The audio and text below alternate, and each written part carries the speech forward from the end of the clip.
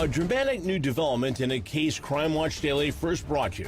The brutal murder of Joey Comunale in New York City. Is one of the suspects trying to get the case thrown out. How did you hear that your son had been killed? Well, I knew he had gone missing. And, Cops say after Joey met James Rackover and Larry DeLeon at a Chelsea nightclub, they went to Rackover's East Side apartment. After what was reportedly a fight over cigarettes, Joey's burned body was found in a shallow grave near the Jersey Shore. Cops say Joey was stabbed as many as 15 times and thrown from a fourth-floor window.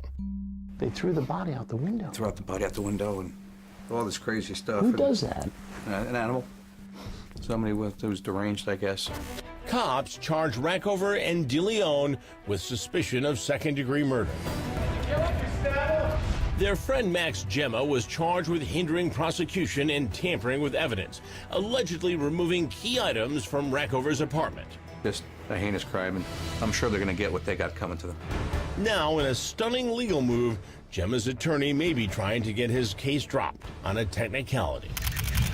In court papers obtained by Crime Watch Daily, Gemma's attorney claims the lead detective has given false or misleading statements.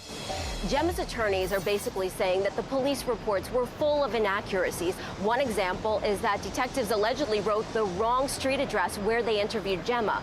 One said that the street address started with 225, when in actuality, Gemma's attorney says the number was 255. Another example is that one detective said that he saw Max Gemma on surveillance video wearing a red long-sleeve shirt. But Gemma's attorney says if you look at the surveillance video, it's very clear that he was wearing a red short-sleeved shirt. All three suspects have pleaded not guilty. I knew he touched a lot of people. How are you going to get through this? We'll get through it. Thanks, man.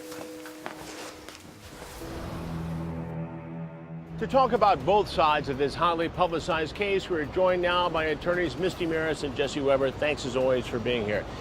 The attorneys in this case want separate trials. Do you think there's a chance that could happen? In this case, it's important for the defendants to get separate trials. The reason you don't want undue prejudice. And in fact, from the judge's perspective, to play it safe, you never want somebody to be able to come back on appeal and say that the trial was too prejudicial because they were tried together. I don't see the concern as of right now with that undue prejudice. You really have strong evidence against Rackover and DeLeon, and then you have Gemma, which I'm surprised I haven't seen a deal worked out with him to be a star witness. Well, we might as of yet. Investigators said that Gemma was wearing a long-sleeve red shirt. Surveillance video shows a short-sleeve red shirt. Does that mean anything? Sleeves, no sleeves. It's not like you're talking about a completely different individual with a completely different set of clothes. I think it was a harmless error, a harmless mistake. I don't think it's going to be enough to dismiss that evidence. It undercuts the credibility of the investigation and the investigators. Really not that much. It absolutely Misty. does. No. Every detail Well, the matters. investigators have to have seen that video. It seems like it was a typo somewhere. Yeah, he's wearing a red shirt. It doesn't matter if he Again, has sleeves all or of not. that will be for the jury to decide, and that will be one of the primary defenses that's going to be set forward, that this investigation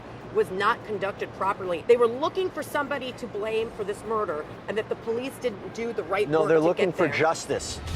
Ultimately, what happens here? My opinion, I think they will try them all together in one trial. As Misty said, we'll have to see what evidence comes in, what evidence is excluded, but they're going to trial. Whenever you have competing stories of accomplices or co-defendants, there's always the issue that reasonable doubt is raised by both defendants because the jury is not sure who to blame.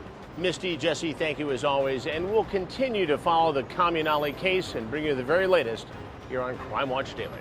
I'm Chris Hansen. If you like this story, make sure you tune in every day to Crime Watch Daily. You can find where the show airs in your city at crimewatchdaily.com.